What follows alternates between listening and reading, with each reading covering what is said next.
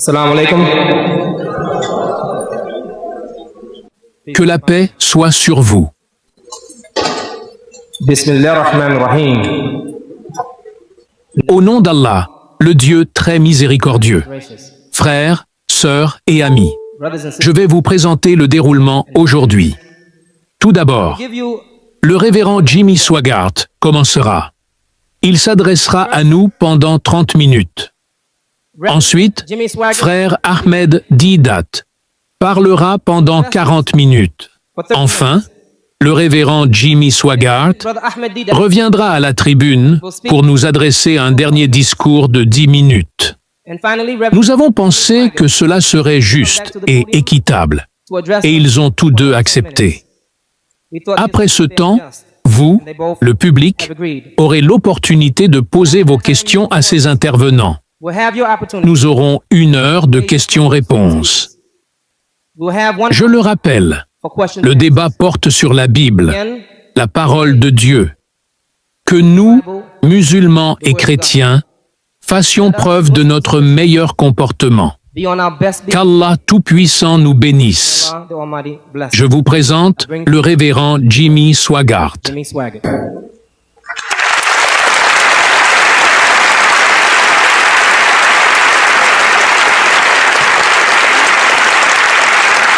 Merci beaucoup, vraiment beaucoup.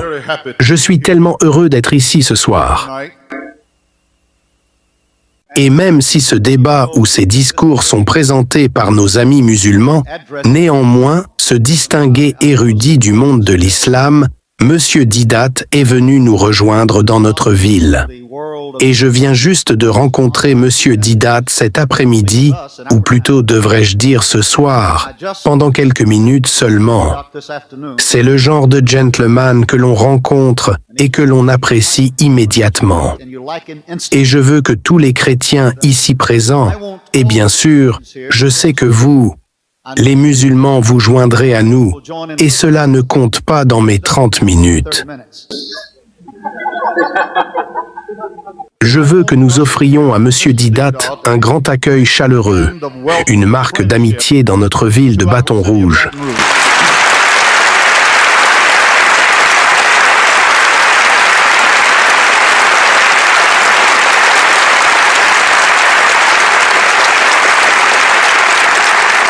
Il est un érudit et je ne suis pas un spécialiste de la Bible, bien que je sois un étudiant assidu de la Bible.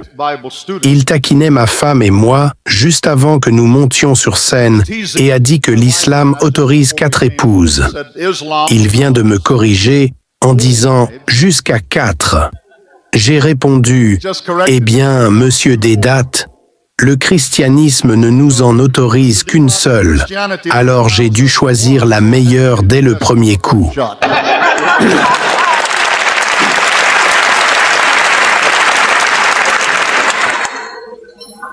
Je suis honoré d'être ici ce soir. Très heureux d'avoir cette opportunité de dire quelques mots en ce qui concerne ce que nous croyons être la parole de Dieu Tout-Puissant. Je veux dire quelque chose juste avant que nous commencions. Je n'ai pas connu grand-chose de l'islam. Je ne dis pas cela avec une quelconque fierté, mais je dois être honnête. Ces derniers mois, j'ai étudié l'islam un peu et j'admets que je n'ai fait qu'effleurer la surface. Il y a quelque temps, je suppose que cela doit faire environ 2 ans maintenant, j'ai fait une remarque désobligeante à la télévision à propos du Coran. Si vous n'écoutiez pas cette semaine-là en particulier, je ne vous dirai jamais ce que c'était. Mais je m'excuse pour cela, et je ne l'ai jamais refait depuis, et je ne le referai plus, parce que je pense que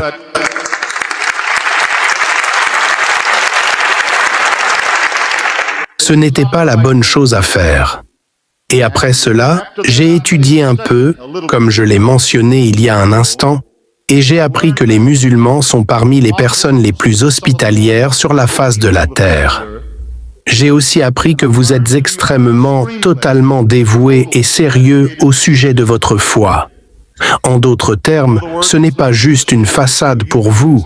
vous êtes sincère. Et comme notre distingué modérateur l'a dit il y a un moment, les deux influences religieuses les plus puissantes dans le monde aujourd'hui sont le christianisme et l'islam. Et je veux dire dès le départ que tout vrai chrétien aime le peuple musulman. Et je le dis avec tout mon cœur.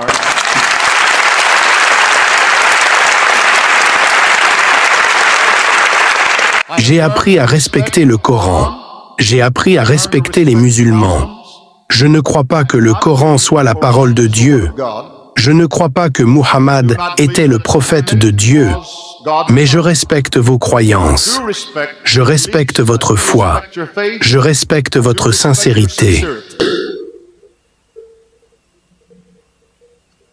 À maintes reprises, devant de vastes audiences télévisées, j'ai brandi cette Bible, ou une semblable, et je suis sûr que la plupart d'entre vous m'ont vu le faire. Je l'ai faite à la télévision dans 140 pays du monde. Et j'ai déclaré que ceci est la parole de Dieu Tout-Puissant. J'ai affirmé qu'il n'y a pas d'autre parole de Dieu. Et nous vivons, mourons, sombrons ou nageons avec ce livre. Je crois cela. Je le crois de tout mon cœur. Mais bien sûr, dire cela, c'est facile. Ce genre de mots ne coûte pas vraiment grand-chose. Et je veux commencer ce soir en citant un passage des Écritures sur lequel M. Deedat et moi sommes quelque peu en désaccord, mais qui est l'un des passages, sinon le plus cher, de la parole de Dieu pour le monde de la chrétienté, que l'on trouve dans Saint Jean, chapitre 3, verset 16. Car Dieu a tant aimé le monde qu'il a donné son Fils unique. Qui est-ce pour vous là-dedans, Monsieur Deedat? Son Fils unique, afin que quiconque croit en lui ne périsse point, mais ait la vie éternelle. Et je veux utiliser cela comme base pour cette simple déclaration que je tenterai de faire ce soir. Je voudrais nous demander d'incliner nos têtes alors que nous demandons les bénédictions de Dieu sur cet effort. Père Céleste, alors que nous venons à toi, nous te prions de nous aider tous ici à nous comporter comme je sais que nous le ferons, avec ton aide et ta grâce, de la manière dont tu désires que nous le fassions. Que chaque mot soit pour ta gloire, que nous ne disions que ce que tu désires, de la manière dont tu le désires. Et je demanderai tout cela au nom saint et précieux de Jésus. Et tous ont dit, pour les chrétiens, Amen et Amen. Aucun chrétien ne dira que Dieu a écrit la Bible. Dieu n'a pas écrit la Bible. Pour être franc avec vous, la seule chose que je sache que Dieu ait écrite, ce sont les 10 commandements sur la pierre pour Moïse. Cela fut conservé, le décalogue, dans l'arche de l'Alliance pendant de nombreux siècles. Mais Dieu n'a jamais écrit la parole de Dieu, la Bible. Ce sont les hommes qui l'ont écrite. La Bible signifiant une bibliothèque de livres. Les hommes l'ont écrite alors qu'ils étaient, selon Simon-Pierre, inspirés par le Saint-Esprit. Pierre a dit que des hommes saints d'autrefois ont écrit sous l'impulsion, le souffle de Dieu, pour écrire cela, qui venait de Dieu. Dieu a utilisé leur personnalité, il a utilisé leur caractère, il a utilisé leur consécration envers lui, il a même utilisé leurs idiosyncrasies par moments. Mais il a utilisé des hommes afin que son grand plan pour cette planète, pour toute l'humanité, puisse être exprimé en des mots simples d'hommes, pour que l'homme puisse le comprendre et l'appréhender.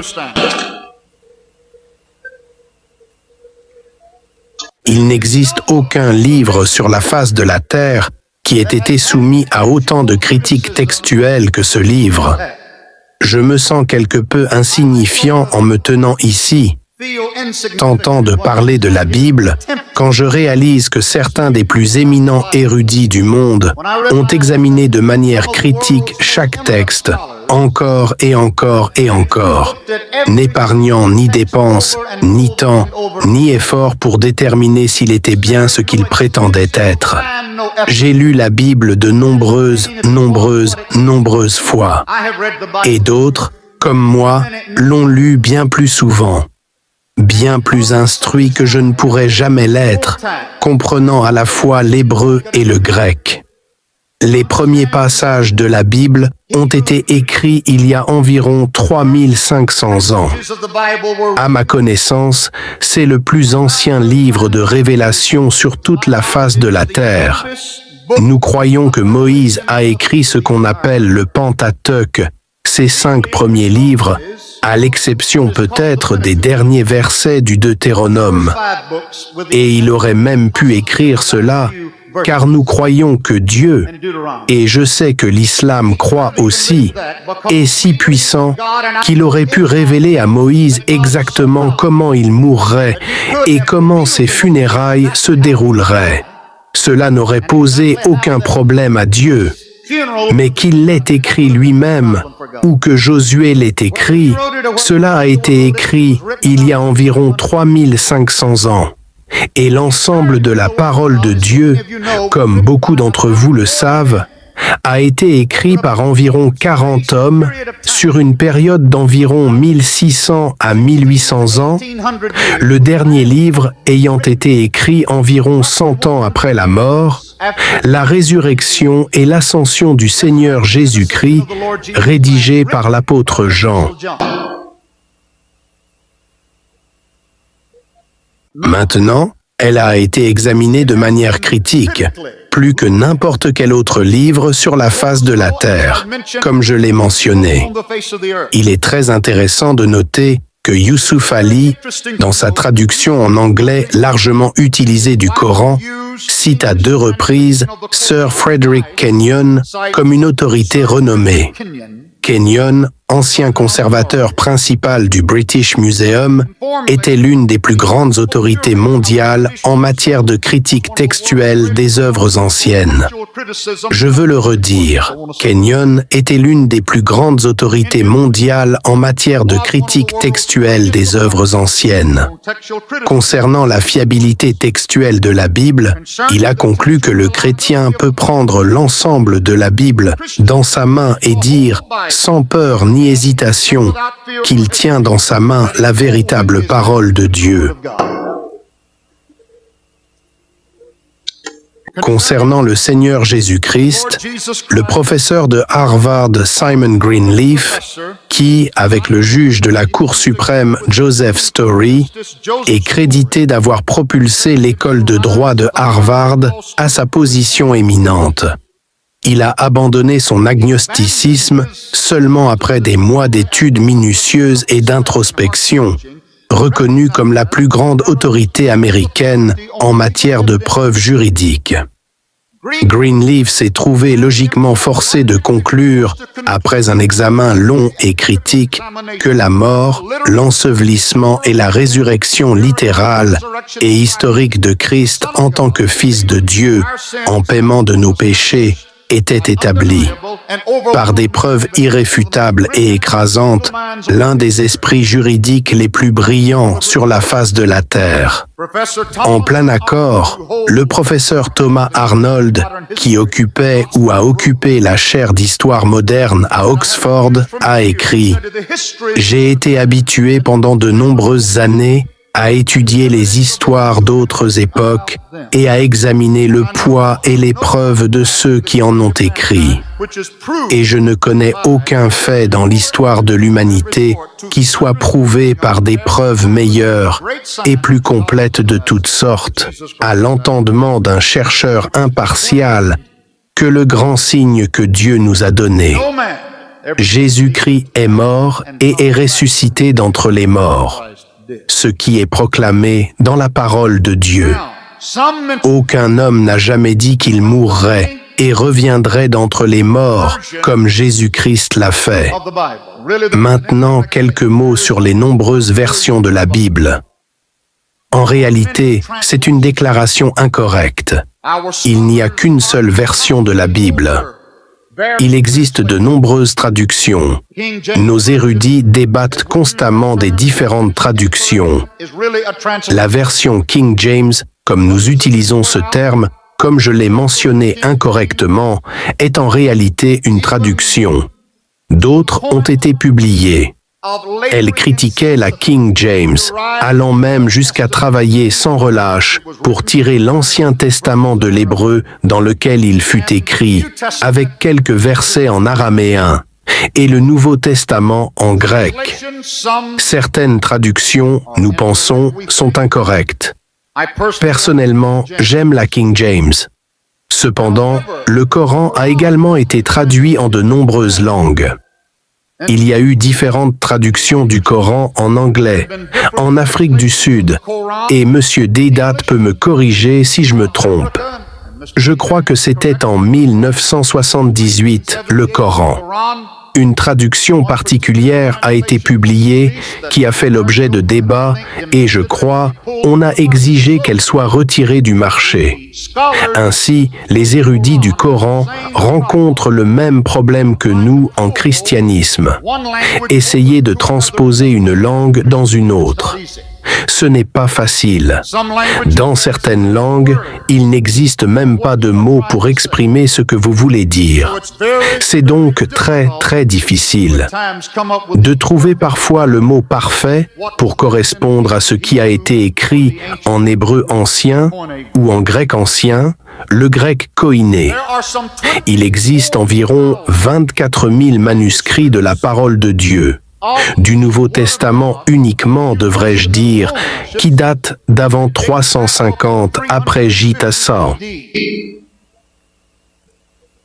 L'original, la déclaration, la signature ou l'autographe de la parole de Dieu n'existe pas. Comme je l'ai mentionné, le premier a été imprimé sur du vélin ou des tablettes d'argile il y a environ 3500 ans.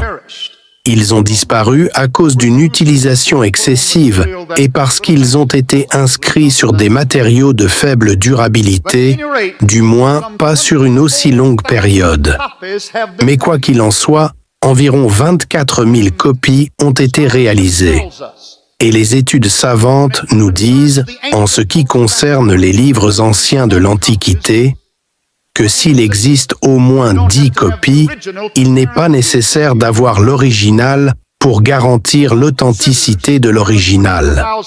Et quand on considère qu'il existe 24 000 copies, avec certes quelques variantes dans ces copies, nous l'admettons, mais fondamentalement, le texte n'est pas altéré. Maintenant, il y a certains livres, un certain nombre d'entre eux, appelés les apocryphes, qui n'ont pas été inclus dans les Bibles protestantes. Les catholiques les ont inclus dans les leurs pour des raisons qui leur sont propres. Et la raison pour laquelle nous n'incluons pas ces soi-disant livres dans la Bible est simplement que nous croyons qu'ils n'ont pas été inspirés. Et quand on commence à les étudier, il y a de nombreuses raisons qui montrent pourquoi ils ne le sont pas. Maintenant, l'islam nous dit qu'ils croient au Torah et à l'ange.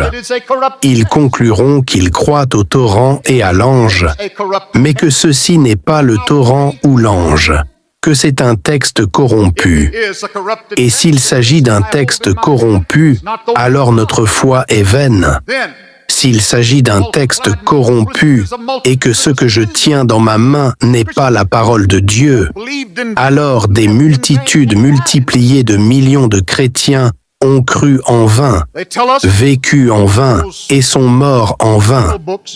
Ils nous disent que ces livres originaux donnés par Dieu, la Torah, l'Ancien Testament, l'Injil, le Nouveau Testament, ont été perdus. Et je ne pense pas que quiconque puisse nous dire où ils ont été perdus, ni quand ils ont été perdus, ni comment ils ont été perdus. Je suppose que je poserai cette question. Eh bien, Dieu a donné ces deux livres originaux, la Torah et l'Injil, qui étaient non la parole de Dieu, comme le Coran le dit, et je pense que tout musulman érudit garantirait que le Coran affirme qu'il y a eu des livres donnés par Dieu Tout-Puissant en dehors du Coran, la Torah, l'Injil. Eh bien, si Dieu a donné ces livres, Dieu n'aurait-il pas pu les préserver? Nous, chrétiens, croyons que Dieu est omnipotent. L'islam croit que Dieu est omnipotent. Et si Dieu est omnipotent, il aurait facilement pu préserver ses livres sans qu'ils soient perdus. Muhammad a fait référence à ces livres à de nombreuses reprises dans le Coran et dans les autres livres saints qui ont été écrits. Et je vous soumets ce soir que l'Ancien Testament que je tiens dans ma main est le même Ancien Testament que les Juifs possédaient à l'époque et au temps de Muhammad. Il n'a pas changé. L'Injil, ou le Nouveau Testament, que je tiens dans ma main, est le même livre que l'Église possédait à l'époque et au temps de Muhammad.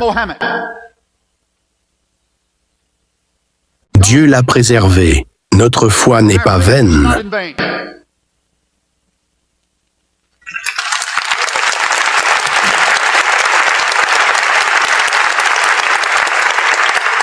Je crois ce soir que je peux prouver que cela n'a pas été inventé. Je suis certain que tous les musulmans ici le savent, mais après la mort de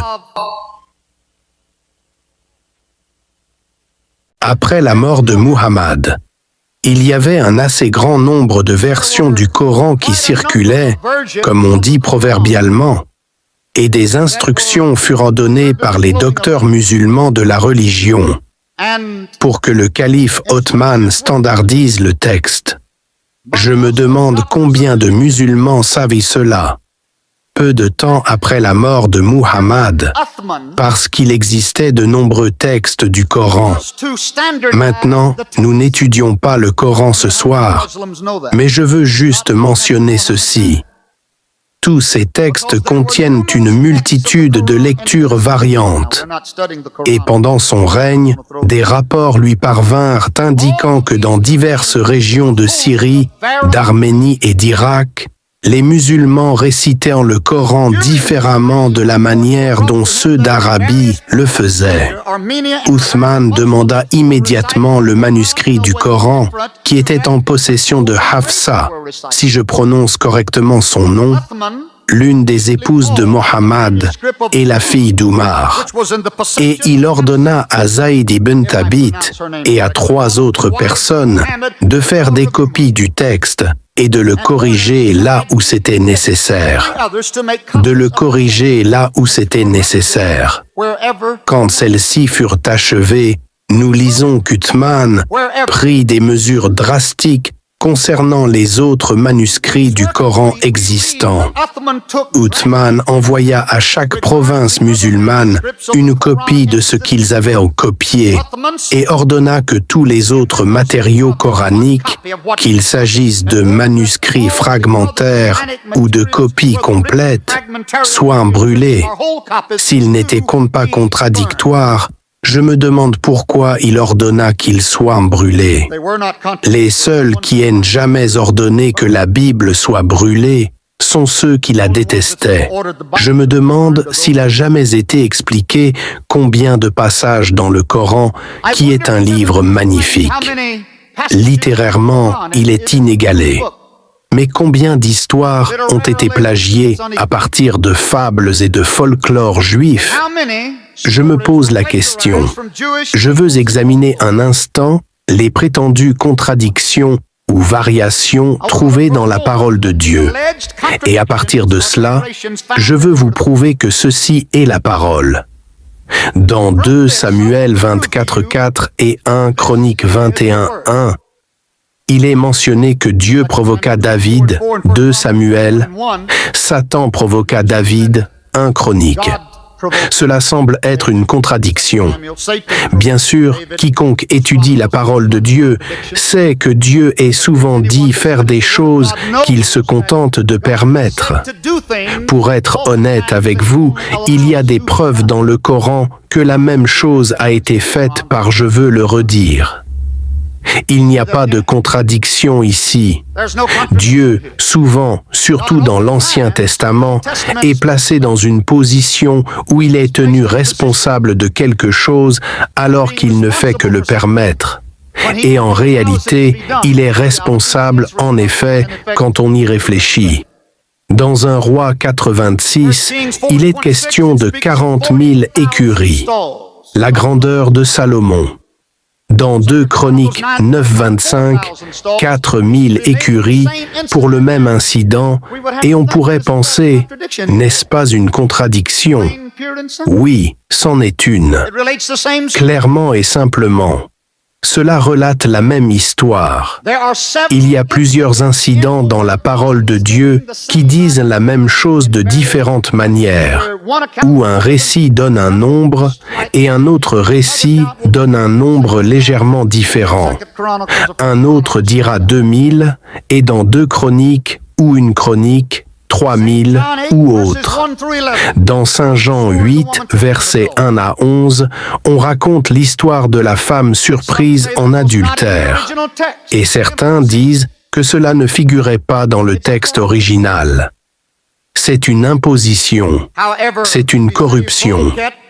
Cependant, le Bézaé, le syriaque de Jérusalem, le méphanite, l'éthiopique et les premiers pères de l'Église disent que cela figurait dans les premiers manuscrits.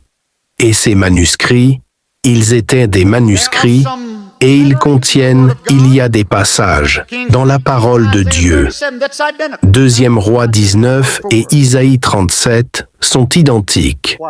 Les chapitres sont identiques, mot pour mot. Pourquoi? Si Dieu l'a donné, se serait-il répété? Pourquoi pas? Jésus se répétait parfois. Dans le Coran, dans la sourate 32, verset 5, il est mentionné 1000 ans. Dans la sourate 70, verset 4, il est mentionné 50 000 ans. Un jour équivaut à 1000 ans, un jour équivaut à 50 000 ans. Est-ce une contradiction? Voici ce que je vous dis. Si ceci était un texte corrompu, s'il s'agissait d'un imposteur, s'il était frauduleux, ne pensez-vous pas que les fraudeurs auraient supprimé ces prétendues contradictions de la parole de Dieu? Vous êtes-vous déjà arrêté pour y réfléchir? Ils l'ont laissé là, travaillant laborieusement, peinant sur le texte pour s'assurer de le retranscrire exactement comme le manuscrit le disait, traduit de l'hébreu et du grec. Alors, que s'est-il passé? S'il s'agit de la parole de Dieu, pourquoi ces contradictions seraient-elles présentes? Eh bien, c'est assez simple. Ils n'avaient pas de photocopieuse Xerox à cette époque. Ils n'avaient pas d'ordinateur. Ils devaient les copier à la main. Et les copistes faisaient parfois des erreurs. Et je pense que nos frères en islam seront d'accord avec cela. Et la généalogie, dans Matthieu et Luc, dans Matthieu, on donne la généalogie de Joseph, et dans Luc, on donne celle de Marie, dans le temple à Jérusalem. S'il y avait eu quelque chose de faux là-dedans, je manque de temps. S'il y avait eu quelque chose de faux dans la généalogie de Christ, ils l'auraient immédiatement signalé, mais ils ne l'ont pas fait. Ce livre est un livre d'histoire. Il rapporte des milliers de détails concernant des villes et des personnes, et pas une seule pelletée de terre archéologique n'a jamais contredit un seul mot de ce livre. Des millions de tonnes de terre et de ruines ont été enlevées, et pas une seule pelletée archéologique n'a jamais contredit un seul mot de ce livre. Deuxièmement, c'est un livre de prophéties, des milliers et des milliers de prophéties, et elles se réalisent.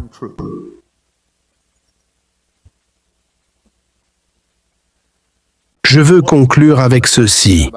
Il me reste environ 3 minutes, et je n'ai dit qu'environ un tiers de ce que je voulais dire. Je n'ai jamais rencontré cet homme auparavant. Ce soir, j'ai lu son petit livre qu'il a écrit, et Monsieur Deedat, je dois admettre que j'ai été un peu déconcerté. Je m'attendais à un peu plus de courtoisie, et je ne parle pas de notre rencontre d'aujourd'hui, je parle du petit livret, et j'ai été peiné intérieurement. Samedi soir, je suis allé à notre église pour prier, et j'ai commencé à prier à propos de cette rencontre. Et je crois que le Seigneur a parlé à mon cœur, et vous êtes plus âgé que moi, et je vous montrerai le respect que votre âge et votre érudition méritent absolument et certainement. Le Seigneur, je crois, a parlé à mon cœur et a dit, « Dis à ce distingué gentleman ceci. Il y avait un autre homme, il y a 2000 ans, Saul de Tarse, qui n'aimait pas les chrétiens. Et je pense que vous connaissez l'histoire. Saul a rencontré Jésus sur le chemin de Damas comme quelqu'un hors du temps prévu. Jésus lui a demandé, « Pourquoi te rebelles-tu contre les aiguillons ?» Et je crois que notre Père Céleste m'a demandé de vous demander, « Pourquoi, et je le dis avec révérence et respect, vous rebellez-vous contre le plus grand prophète, le Fils de Dieu, le Seigneur Jésus-Christ ?» Il a dit, « Dis à Monsieur Deedat, si c'est Dieu qui m'a parlé, que je l'aime très très fort, car je suis un Dieu d'amour. Et dis-lui que s'il me donne son cœur, je remplirai la solitude, la douleur et le vide dans son cœur. Et je lui donnerai un amour pour le peuple musulman qu'il n'a jamais connu auparavant dans toute sa vie. Et je conclurai cette déclaration, terminée à un tiers seulement, en disant « Je vous aime, Dieu vous aime, et que Dieu vous bénisse. »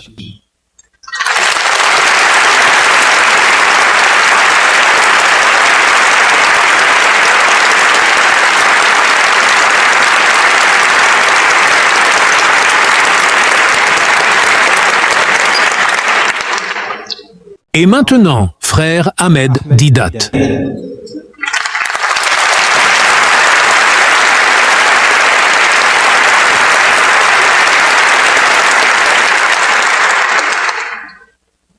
أعوذ بالله من الشيطان الرجيم بسم الله الرحمن الرحيم فويل للذين يكتبون الكتاب بأيديهم ثم يقولون هذا من عند الله ليشتروا به ثمنا قليلا وويل لهم مما كتبت أيديهم وويل لهم مما يكسبون صدق الله العظيم. Monsieur le Président et mes frères, bien que je voulais aborder directement le sujet, la plaidoirie que le frère Swagart a faite m'oblige à faire une confession de foi. Et c'est que nous, musulmans, sommes la seule foi non chrétienne qui fait de la croyance en Jésus un article de foi pour ses adeptes. Aucun musulman n'est musulman s'il ne croit pas en Jésus. Nous croyons que Jésus-Christ était l'un des plus puissants messagers de Dieu. Nous croyons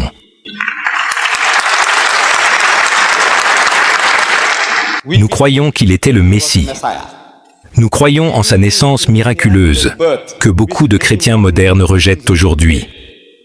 Nous croyons qu'il a donné vie aux morts avec la permission de Dieu et qu'il a guéri les aveugles de naissance et les lépreux avec la permission de Dieu. Nous sommes d'accord sur ce point. La seule divergence, la seule vraie différence entre le musulman et le chrétien, c'est que nous disons qu'il n'est pas Dieu tout-puissant sous forme humaine. Il n'est pas Dieu incarné et il n'est pas le Fils engendré de Dieu. Métaphoriquement, nous sommes tous les enfants de Dieu, les bons comme les mauvais. Et Jésus serait plus proche d'être le Fils de Dieu que n'importe lequel d'entre nous, car il serait plus fidèle à Dieu que nous ne pourrions jamais l'être. De ce point de vue, nous conviendrions qu'il est éminemment le Fils de Dieu. Mais pas comme le disent les chrétiens, qu'il est le seul Fils engendré et non créé. Pas dans ce sens-là. En venant au sujet, le sujet est « La Bible est-elle la parole de Dieu ?» Et le frère Swaggart nous a fait comprendre que traductions et versions